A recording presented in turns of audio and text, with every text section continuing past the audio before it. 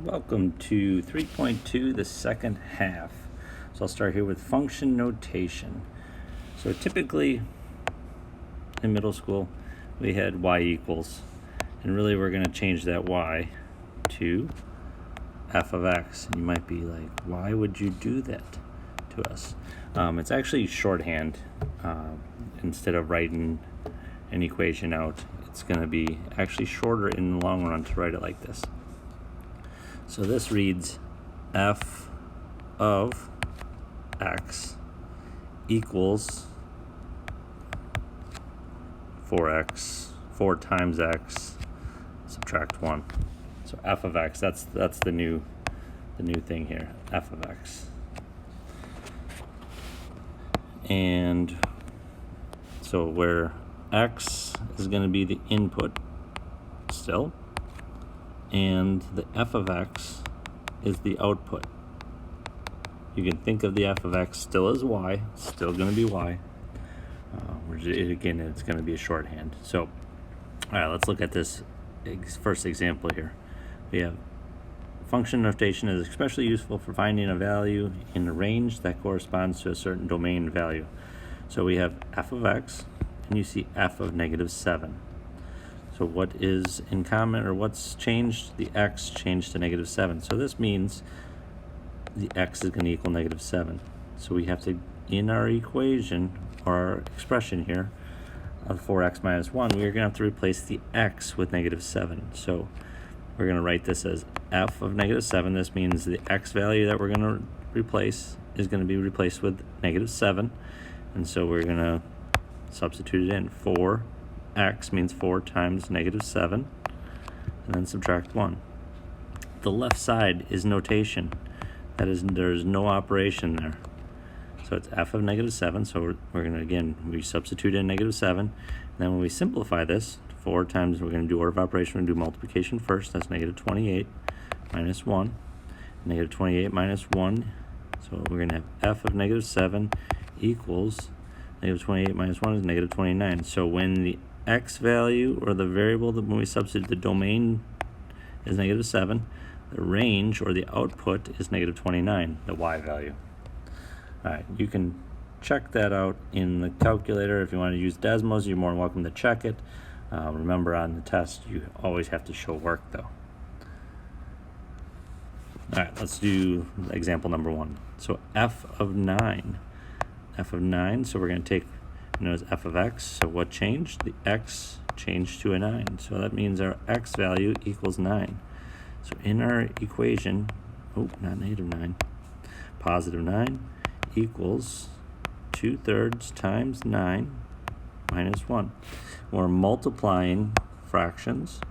Multiply it across the numerator. So 2 times 9 is 18. Multiply across the denominator. 3 times 1 is 3 minus 1.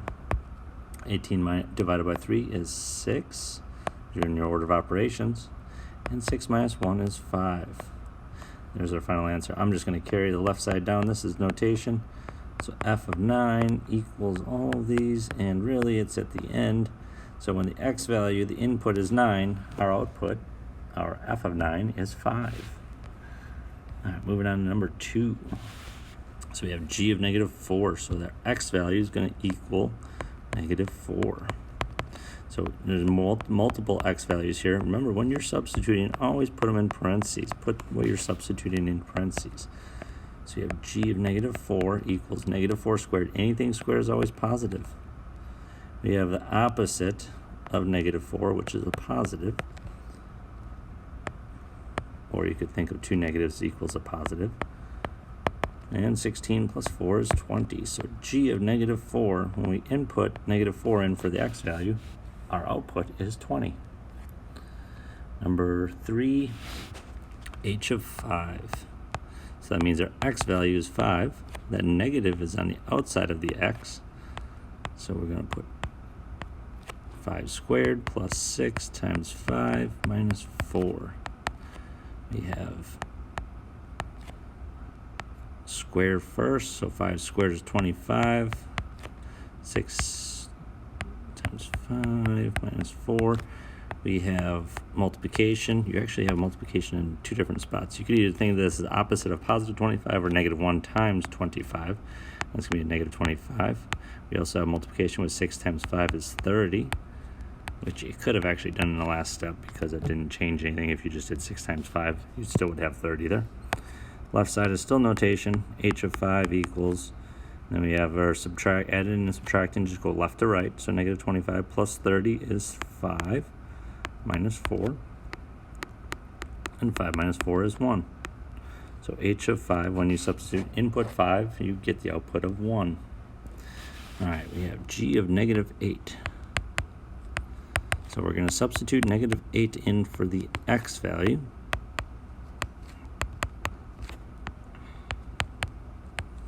We have negative 8 over 1, 8 over 2. 8 divided by 2 is 4, plus 9. And that would be 13. Number 5, we have f of negative 6. Substitute where the x value is. The square is on the outside of the x.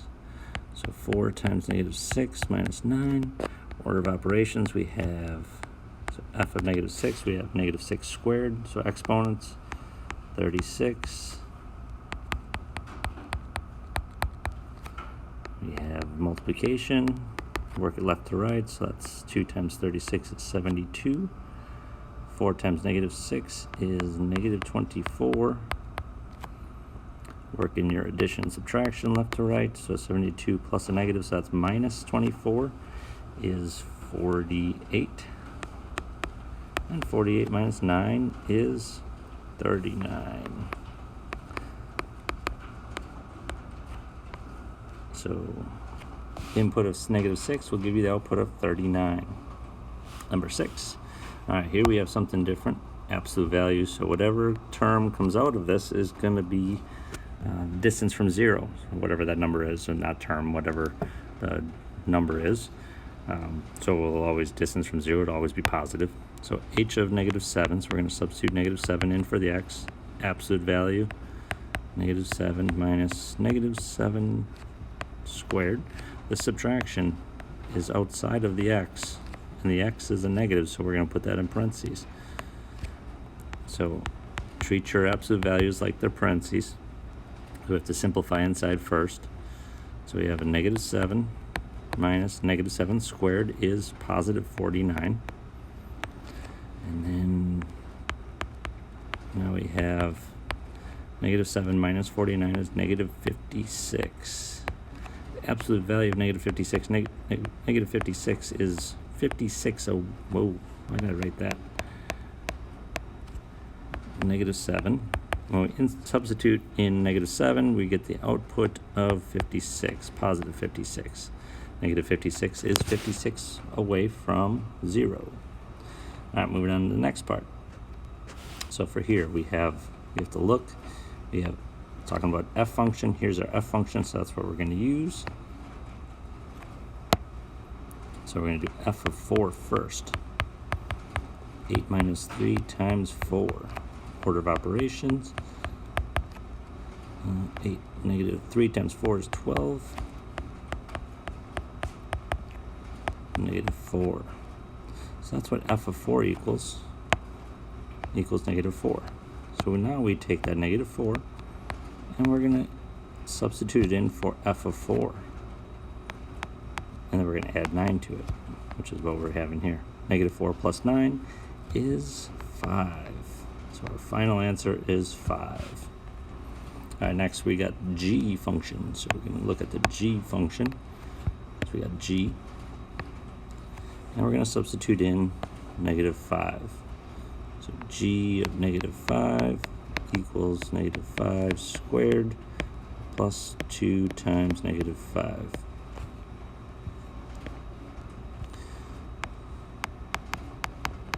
Negative 5 squared is 25.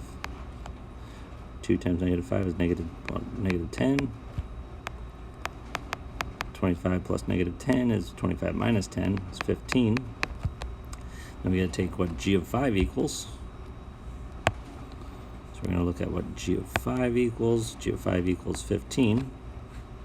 So g of 5 is going to replace that with 15. When we substitute it in, I'm going to put it in parentheses. So I have a negative 2 times 15. Negative 2 times 15 is negative 30. And by the way, that negative 2 comes from the beginning. So we're taking negative 2 times whatever g of negative 5 is, and that was 15. All right, number 9, we got to do this twice. We got the g function again. G function.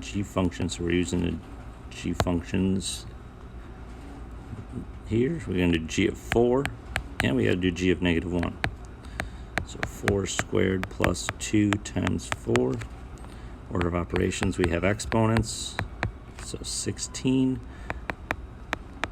Then we have multiplication. Then we have addition. So that's what g of 4 is. Then we have to do also g of negative 1. So we go right back to the very beginning, and we're going to use the g function again. G of negative 1 equals negative 1 squared plus 2 times negative 1.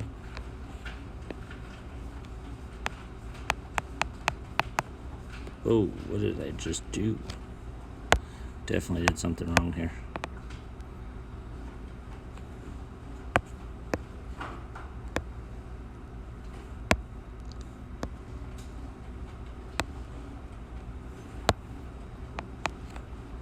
Negative 1 squared is 1.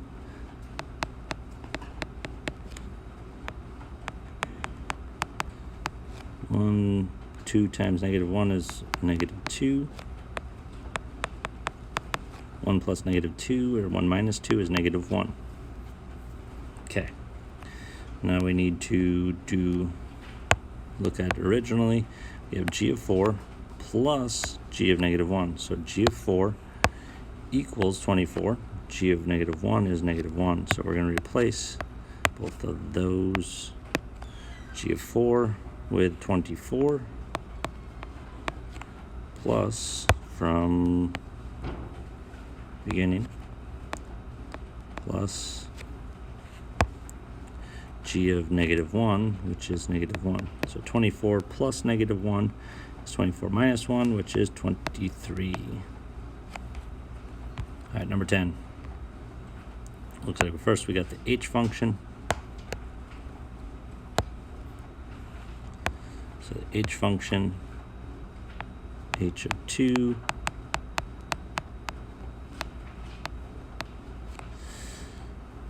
minus 1.